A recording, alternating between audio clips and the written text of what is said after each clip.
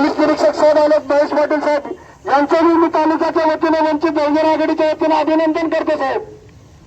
आपणही या महाराष्ट्र शासनाकडे आमच्यासारख्या कानावर घालावं अशी विनंती करतो. विजय अंकलजी गायकवाड हे आपलं अगदी थोडं त्याच्यामध्ये मनोरंजन व्यक्त करतील.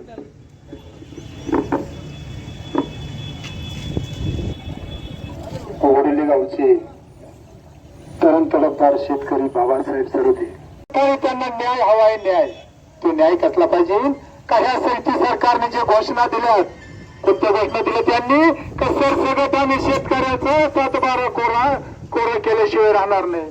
7-12 तर कोरा यांनी केला नाही पण यांनी आमच्या कष्टकरी कामकरी शेतकऱ्याला सुसाईडच्या मार्गाला नेण्याचं काम या महायुती सरकारने केले. या देशामध्ये विषारी सर्पाचा विळखा घालून हे सरकार बसलेलं आहे का तुम्हाला आम्हाला शेतकऱ्याला घेण्यासाठी.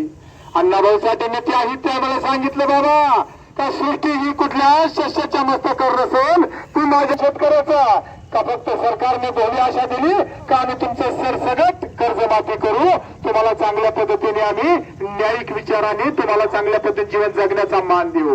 पण या ठिकाणी प्रत्येक गावागावामध्ये माझा शेतकरी आज वंचिताच्या खाईमध्ये प्रत्येक शेतकरी वंचित आहे. त्या वंचित शेतकऱ्याला न्याय भेटला पाहिजे.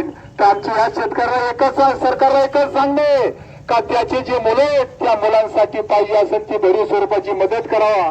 त्या मुलांचं राहिलेलं काय जे शिक्षण चालू असेल त्या शिक्षणासाठी या सरकारने त्यांना मदत करावा.